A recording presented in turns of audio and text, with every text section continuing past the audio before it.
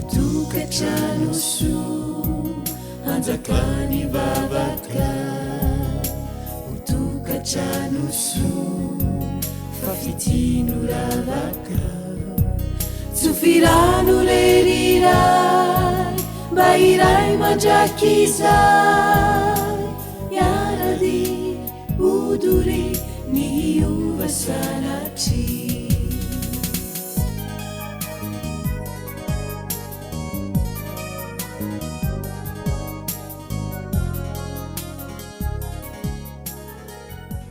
Manantitrantitra ny fiarabana amin'ny takariva zay madiva amaranana izao Herinandro fiaraha-mivavaka izao. Ny tompo no hitantsika rehetra. Manolotra izany arahaba izany momba ampirariantso satria natotosana zay efa andro vitsivitsy zay isika mianakavy. Lohahevitra manokana no dininsika amin'ity androndroany ity ny fo miaino. Mialohan'ny andininsika n'izany teny zany anefa ndao indray hiaraka anondrika ny lohantsika hivavaka isika.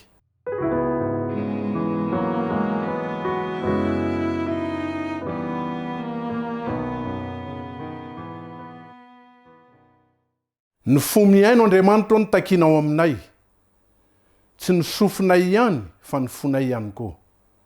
Meteza ampitoetra izany amin'ny alalan'ny fananao masina ao anatinay.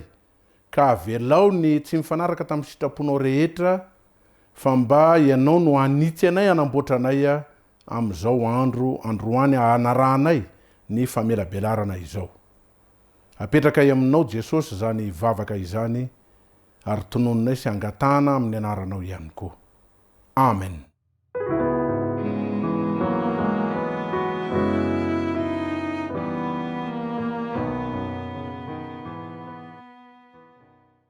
Fo miaino.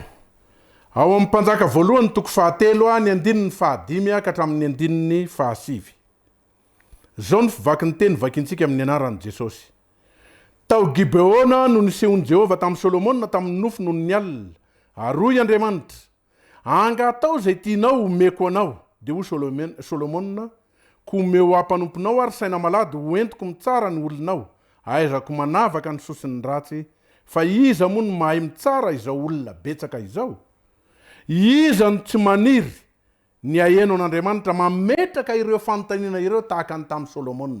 Raha iza manokana, mba faniriko ary tena tiako ary defa manao fanandramana ny amin'izany ary matoky fa tahaka an'ireo mpaminany sy patriarika tany aloha zay tenena an'Andriamanitra mivantana mety tsy fanontaniana napetraka ohatrany an'i Solomona fa miteny amintsika rehetra Andriamanitra ka angatao amin'Andriamanitra ary fanirintsika ny mba ametran'Andriamanitra fanontaniana ihany koa androany manao hoe angatao ary zay tianao fa omeko anao. Zava-dehibe izany. Malaza hoentry Solomona, eny tokoa tsy nangataka harena izy fa fahendrena ny nangatahany ka mbola mazava kokoa ny lahatsoratra ny aingana fa fo mahay miaino sy foliana. Zay ny Solomona. Tsy ambaratelo ny fahendrena rehetra ny fahaizana miaino fa mifanohitra amin'izany indray dia ivony ny olan'ny olombelona rehetra ny tsy fahaizana ny mandre ny hafa. Olana angeza be io, tsy mahay miaino, tsy mahay mandre ny hafa isika, fa dia fitahiana ary tsy ambaratelo ny fahendrena nefa ny fahaizana miaino. Ka ny fiainonan'Andriamanitra, miaino an'Andriamanitra no lohahevitra sy zana-dohahevitra zay hodinintsika. Ao amin'ny Isaia 50 ka ny andininy 4. Isaia 50 ka ny andininy 4 dia milaza amintsika manao hoe Jehova Tompo nanome any lelany nefa mahay. Mba aizako manao teny ampahatanjaka zay reraka. Ampandrenesiny isa-maraina. Eny, ampandrenesiny ny sofiko iaino tahaka ny nefa mahay. Ry havana malala. Ny Andriamanitra ny Baiboly dia Andriamanitra miteny. Ary miteny amiko, miteny aminao, miteny amintsika rehetra. Fa indraindray, zasy ianao tsy mahay miaino. Hatramin'ny voalohany dia niteny Andriamanitra. Tsy misy mahatohitra azy anefa afa-tsy tsika olombelona. Satria tsika olombelona no nanjary tsy nahay ny aino an'Andriamanitra ka nahatonga ny fontsika ho lasa ampitahaina amin'ny vato. Mandre fa tsy mahay miaino. Mangataka amin'Andriamanitra isa-maraina ny mpaminany Isaia mba ho afaka hiaino. Isa-maraina dia atao fiainatsika ny mangataka amin'Andriamanitra alohan'ny anombohana ny zavatra rehetra tahaka ny mpaminany Isaia eto tsy amin'ny fahavarivarianana nefa fa tahaka ny mpianatra mangetaeta ny hianatra amin'ny tompony. Ny zavatra tian'Andriamanitra apetraka amintsika ny vinavina sy ny fanirian'Andriamanitra dia ny hoe tiavan'i Jehovah Andriamanitra sy ny namanao tahaka ny tenanao. Ny fomba voalohany tiavana zany dia izao hoe tsy misy afa-tsy amin'ny alalan'ny fiainona sy ny fandrenesana izay ao ambadiky ny teny, ny mahatsapa izay tsy no lazaina ary mahazona dia ny fangatahan'ny hafa azy. Ry havana malala, tsy mianina amin'ny fitenenana fotsiny fa miaino antsika koa Andriamanitra. Raha tsy niaino antsika Andriamanitra dia tsy nisy dikany ny vavantsika aminy, fa miaino izy dia rehefa avy eo miteny sy mamaly ny vavaka zay ataontsika. Miaino ny ao ankilany. Tantara mampalahelo anankiray. I Abrahama tany amin'ny tany Kanana zay nisy azy. Maty ny vadiny, maty Sara. Nisy nanome fasana azy fa nangataka tany izy mba ho andevenana ny vadiny. Nangataka tamin'ireo Etity izy. Nivory teo ny olona tao anatin'ny fahoriana dia nangataka dia i Efrona no ny vantana ny fangatana mba homeo ao amin'ny tany zay misy anao. Dia tany tokony nyresaka mahitsy i Efrona eto. Ary eto no ilana n'le fahaizana miaino ny amin'ny zavatra rehetra. Ny teny Efrona eto manao hoe tompokilao aho, miaino aho. Tany tokony ho lafo sekely volafotsy 400, inona moa zany amintsika roalahy? Aleveny ny vadinao. Nikeny Abrahama ny tenin'ny Efrona, fa nolanjainy azy kosa ny vola zay efa voalaza ny teo anatrehan'ny taranaki eta, dia sekely volafotsy 400 laniny mpivarotra. Ao amin'ny Genesis 7:20 ny misy an'izany tantara izany. Ny 12 ka hatramin'ny 19. Maty Sara araka ny lazaintsika. Tsy nanana tany andevenana i Abrahama satria any amin'ny tany fivahinianana. Fa izao menatra n'ireo olona rehetra ny fanatrika tamin'ny teo Efrona lazain'ny olona hoe tia vola. Dia nalefa ny ankolaka le fitenenana manao hoe fa inona moa zay amin'ny fiarahantsika fa tany tokony ho lafo sekely volafotsy 400 ange io hoe. Fa i Abrahama nahay ny aino dia nomeny ny vola vidiny tany. Io tantara io zany dia tantara misarika ny fahalianatsika fa ilaina mihitsy ny fahaizana miaino eo amin'ny resaka rehetra zay ataon'ny olona. Aoka zany tsy anararoatra ka izy ary tsy nitakiko fa dia mahay miaino. Misy zavatra zay tsy afaka nilazana azy kanefa anjara atsika ny mila mifantoka tsara fotsiny mba hahafahantsika mijery ireo zavatra tianambara ao ambadiky le resaka zay ny fanaovana. Indraindray ny mahamenatra ny mitaraina, mahamenatra fa mampahery kosa zany hoe misy mahazo ny resaka zay ataontsika. Manahirana ary miteraka tahotra ao anatin'ny fiainatsika ary mampisaritaka atsika ny nanampiana ny amin'ny fietsika zay ataontsika ka mitaky zavatra amin'ny resaka zay fanaovana. Kanefa ny fiainona sy ny fahaiza miaino zay ananan'le olona zay fampiresantsika miteraka fifaliana eo amin'ny fiainana. Za de mila mahatsapa ny toeran'ny ankilany miaino zay zavatra tsy azo ny lazaina ary mamalina dia mbola tsy niteny azy izy. Eo amin'ny adiny mpivady indraindray. Misy teny, misy zavatra na fietsika na ao anatin'ny resaka zay ataon'ny ankilany dia misy afatra manokana zay ampitainy. Mila mahay miaino isika rehetra. Miaino ny vadiko ary, zay ny loha hevitra manaraka. Mahavariana dia mifampiresaka betsaka ny mpivady kanefa matetika dia tsy mifampiaino.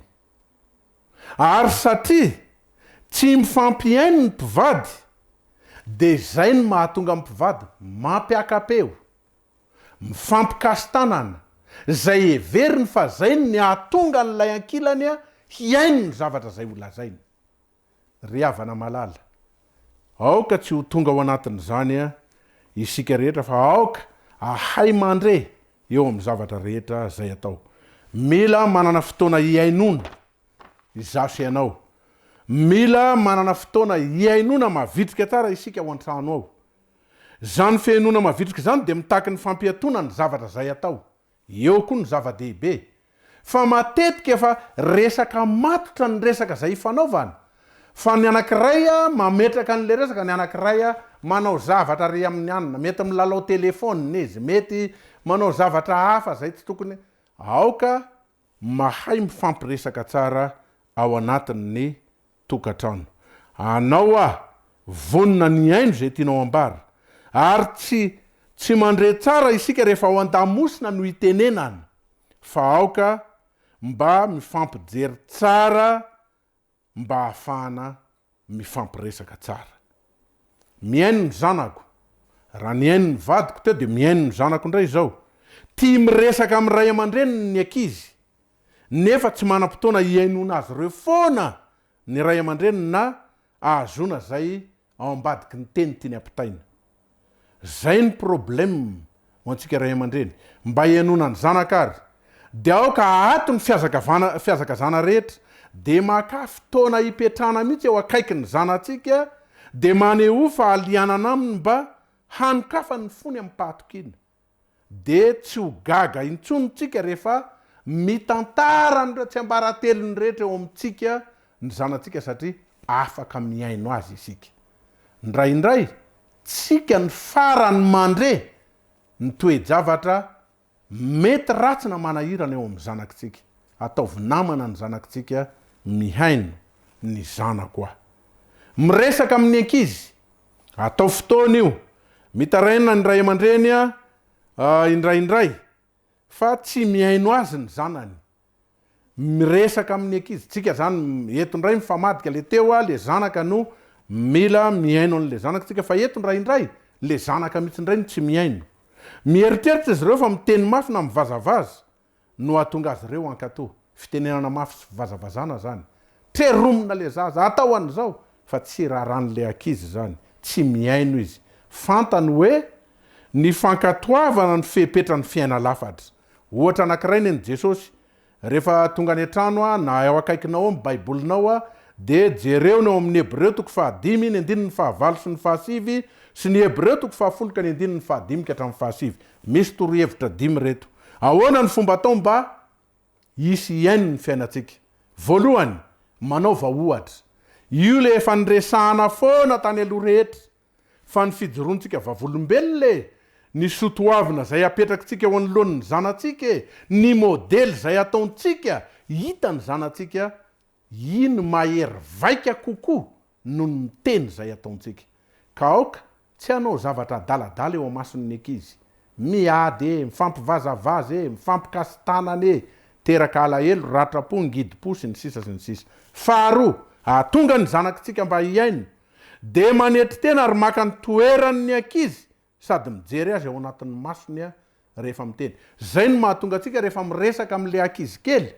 Le ankizy mitsangana eo anoloantsika de tsika hoe inona no ilainao? Ianao lava be ty ambony aty, inona no ilainao? Inona no tadiavinao? Fa ianao mihitsy no milefitra maka ny toerana mifanitsy amin'ny ahavin'ilay zaza arak'izay azo atao. De jereny eo amin'ny masony izy de mifampiresaka aminy de hitan'le ankizy hoe mietry ianao mampitovy ny tenanao na de ambony azy ianao ho mitovy aminy. Miaino anao izy ary tena hankatoanao. Ny fahatelo, manana foto-kevitra hijoroana ary miazona n'izany.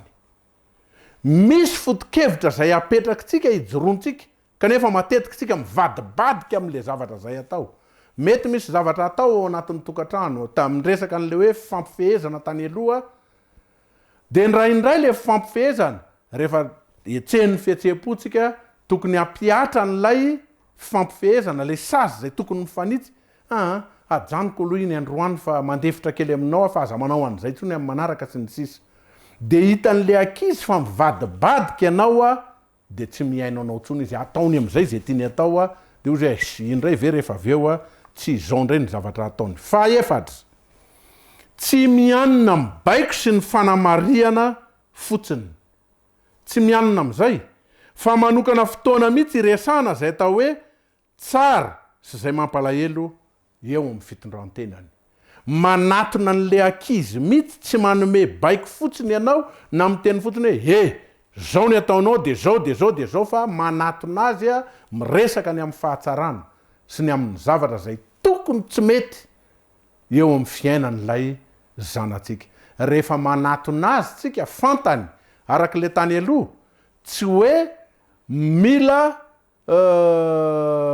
mahafantatra fa tianany zanatsika fa tena tsapany mihitsy fa tiantsika izy de miaino atsika reo zaza ireo fahadimy farany raha ohatra ianareo ka manisy sazy miaraka amin'ny baiko ohatra raha tsy manao entomody le zanakitsika de tsy mahazo vidianana kilalao de ampiaro zay lazainao zay fa tsy hoe ianao tsy navita entomody ianao tsy navita anina mety ho avy ny fotoana manokana tsy fantatro de ozy ianao lasa le vavanao ny teny hoe tsy azo vidianana kilalao ianao mandritra ny ray volana afaka ny 2 andro nefa nahazo kilalao le zanak'le olona teo akaiky teo toy ianao mampalahelo ana le zanako le zanak'le olona reo aza olona takan'izao ve mahavidy kilalao mba hividianako ihany koa ny zanako de tsy iaino anao tsony le zanako ao aoriana fa rehefa nametraka sazy sy fitsipy fifehezany ianao a tazomatra amin'ny farany reo zavatra dimy reo no amaranana reny famelabelarana androany manaova ohatra ianao manetry tena maka ny toeran'ny ankizy sady mijery azy tsara ao anatin'ny masony a rehefa miteny de manana foto-kevitra ijoroana ary miazona n'zany hatramin'ny farany tsy mianina mibaiko sy ny fanamariana fotsiny fa manokana fotoana mihitsy fampiresahana ny amin'ny tsara sy ny mampalahelo eo amin'ny fitondrantenany raha ohatra ianao ny fahadimy ka manisy sazy miaraka mibaiko zay ataonao de tanterao zany a ary aza votsitra mihitsy marina fa mety marary ianao kanefa de tazomy ho filamatra eo amin'ny fiainatsika tompo ane no hitantsika mba hananatsika fo mahay miaino ndray a am'izao famelabelarana androany izao iara hivavaka tsika tompoko